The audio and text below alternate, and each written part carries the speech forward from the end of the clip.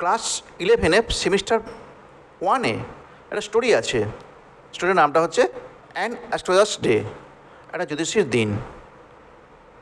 লিখেছেন আর.কে. নারায়ণ, যার পুরো নাম হচ্ছে রসিপুরন কৃষ্ণস্বামী আয়ার নারায়ণ স্বামী।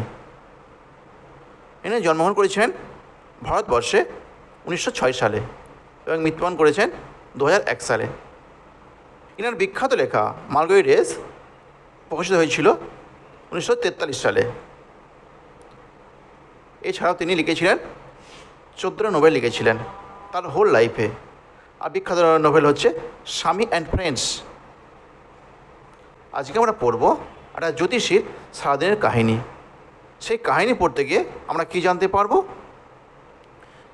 তিনি জ্যোতিষীরা প্রাক জীবনে, মানে জীবনের প্রথমেতে কিরম সংসারে বিলং করতেন, কেমন সংসারে তিনি প্রতারিত হয়েছিলেন, তিনি কি কখনো চেষ্টা করেছিলেন যে জীবনে তিনি একটা বড় জ্যোতিষী হবেন, বা কেন এই পথে এলেন, আমরা এটা জানতে পারবো। এখানে আমরা কী জানতে পারবো?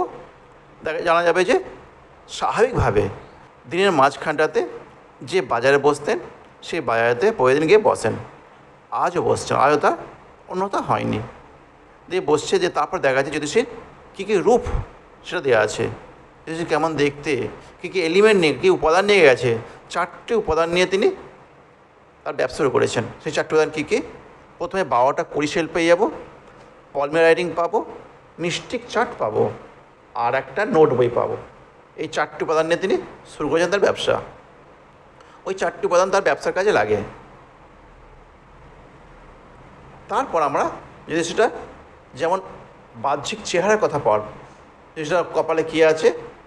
কপালে আছে সিঁদুর গোলা আছে, কপালে আছে স্যাগেট অ্যাজ আছে, পবিত্র ছাই আছে, তার বড় বড় লম্বা লম্বা কালো গোঁফ আছে, সেই বড় গোঁফের মাঝখানে বড় বড় চোখ আছে।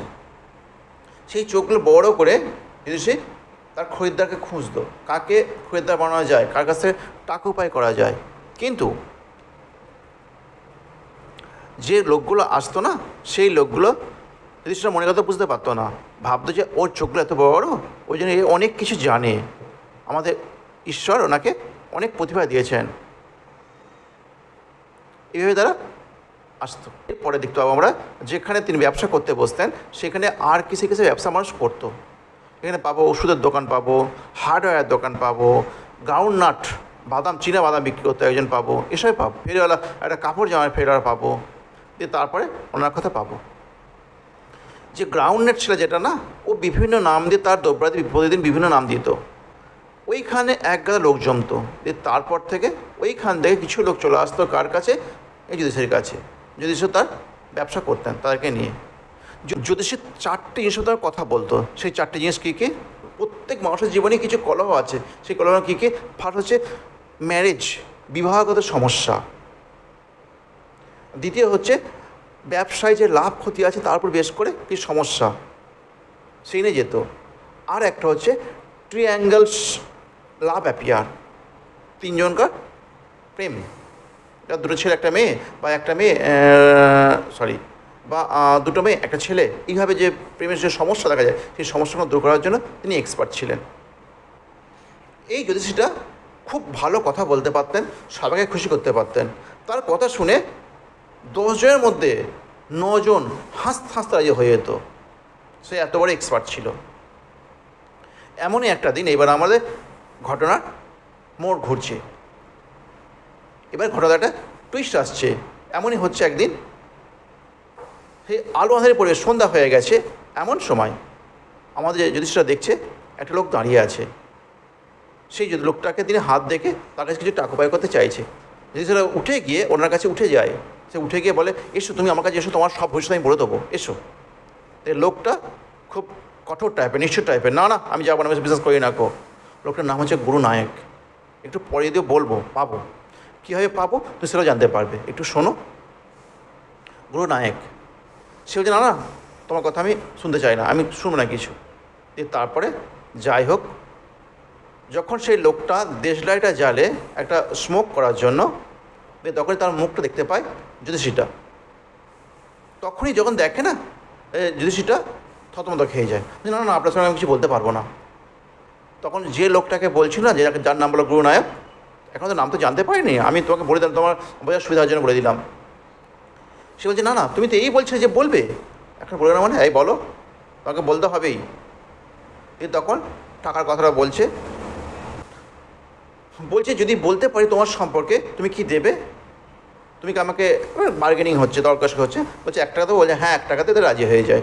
দিয়ে বলছে, দিয়ে হাত দেখে বলছে হ্যাঁ তোমার নাম তো গুরুনায়ক, তোমার নাম গুরুনায়ক। এটা বললো কি করে তোমার নাম গুরুনায়ক? এর অতীতে একটু কাহিনী আছে, সেটা তোমাকে জানতে হবে, এখানে লেখা যদি আছে। আজকে তুমি যাকে জ্যোতিষী বলছো, সে আদতে একটা গ্রামে একটা চাষির লোকের ছেলে ছিল। সেইখানেতে একবার মদ্যপান করে তার বন্ধুর সাথে অশান্তি করে, দিয়ে বন্ধুকে ছুরি মেরে একটা কুয়োতে ফেলে দেয়। সে ভেবেছিল বন্ধুরা মরে গেছে। ওই জন্যে আজকে যে অ্যাস্ট্রোলজার জ্যোতিষী, যার নাম দেওয়া নেই যদিও, ও গ্রাম থেকে পালিয়ে আসে, প্রায় 200 মাইল দূরে পালিয়ে আসে একটা জায়গায়, দিয়ে তারপর সে নিরাপদ হয়। আজকে যে শহরে সে বাস করছে সেখানে সে পালিয়ে আসে। দিয়ে এইখানে কী করবে, এই হাত দেখার কাজ শুরু করে। আর এই যে গুরুনায়ক, যাকে তুমি দেখছো, এ হচ্ছে সেই বন্ধু অ্যাস্ট্রোলজারের। এ বেঁচে গেছে। বলছে তোমার নাম তো গুরুনায়ক, তোমাকে তো পেটে ছুঁড়ে মেরে ফেলে দিয়েছিল একটা খালে। তো বলছে হ্যাঁ হ্যাঁ, তখন গেঞ্জি তুলে দেখাচ্ছে, হ্যাঁ তখন শার্টটা তুলে দেখাচ্ছে, বলছে হ্যাঁ এই তো কাটার চিহ্নটা। তুমি কি জানলে কী করে? তোমার এবার ইন্টারেস্ট পেয়ে যাচ্ছে। তো বলছে হ্যাঁ আমি সেই বদমাইশ লোকটাকে খুঁজতে আমি শহরে এসেছি। আর তো সেই বদমাইশ লোকটা কে? এই অ্যাস্ট্রোলজারটা, বুঝলে? কিন্তু চিনতে পারছে না, একে তো অন্ধকার হয়ে গেছে, আবার তখন তো মুখে দাড়ি করছিল না, একে মোটা দাঁড়িয়ে পাকড়ি, চিনতে পারছে না। দিয়ে তখন বলছে হ্যাঁ আমি ওকে খুঁজতে আমি এখানে এসেছি। বলছে তাকে আর তোমাকে খুঁজতে হবে না, সে 4 মাস আগে রয়েছে বা মরে গেছে। তখন অ্যাস্ট্রোলজারটা বলছে তোমাকে তাকে আর খুঁজতে হবে না, সে 4 মাস আগে রয়েছে ব্যাপারে মারা গেছে, নিজেই বলছে। বলছে তুমি এখান থেকে বাড়ি চলে যাও, তুমি কখনো 100 মাইলের বেশি তোমার গ্রাম থেকে যাবে না।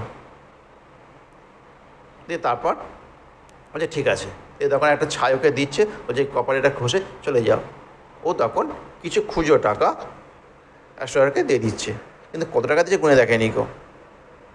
দিয়ে অ্যাস্ট্রোলজারটা ওই দিন দেখা সাক্ষাৎ হয়ে গেছে, বাড়ি এসে তার স্ত্রীকে দিচ্ছে, তার ওয়াইফকে ওই খুচরো টাকাগুলো দিচ্ছে। দেখ বলছে এইটা আজকে আমি উপায় করেছি, একজন দিয়েছে এটা। তখন তার ওয়াইফটা গুনছে 12 আনা হচ্ছে, কিন্তু হয়তো 16 আনা তো 1 টাকা হয়। দিয়ে তখন স্ত্রীটা বলছে 12 আনা, তখন বলছে না তাহলে আমাকে কম দিয়েছে রে, অ্যাস্ট্রোলজারটা বলছে আমাকে কম দিয়েছে, আমাকে বলেছিল 16 আনা দেবে। খাওয়া দাওয়া হয়ে যায়। তার স্ত্রীরা বলে যে এই টাকাটা পেয়ে আমি কী করব, আমার ছেলে মিষ্টি খেতে চাইছে, আমি নারকেল কিনবো এবং গুড় কিনবো, দিয়ে ছেলেকে মিষ্টি করে খাওয়াবো, মানে নাড়ু করে খাওয়াবে। তারপর অ্যাস্ট্রোলজারটা খাওয়া দাওয়া করছে এবং বাড়ির বাইরে বারান্দাটা, যেটা সেই পুরে ঘরে থাকে না, দুয়ারটাই বলো দুয়ার, ওইখানে সে বসে থাকছে। তখন তার স্ত্রী এসে বলছে কী ব্যাপার, তোমাকে এত উদাসীন লাগছে, কিছু হয়েছে নাকি? তখন ও বলে আমি একটা অপরাধ অনুভূতি নিয়ে বাঁচতাম, আমি আজকে জানলাম আমি খুনি নয়। তখন তার বউটা অবাক হয়ে যায়, স্ত্রীরা অবাক হয়ে যায় যে তুমি খুনি? বলছে না আমি আজকে জানলাম আমি খুনি নয়। দেখ গল্পখানি শেষ হয়ে যায়। এটা একটা শর্ট স্টোরি। দেখছো শেষ হয়েও মনে হলো না, হলো না শেষ। একটু বিষয়টা তোমাদের ভালো লাগতো, কিন্তু এখানেই শেষ।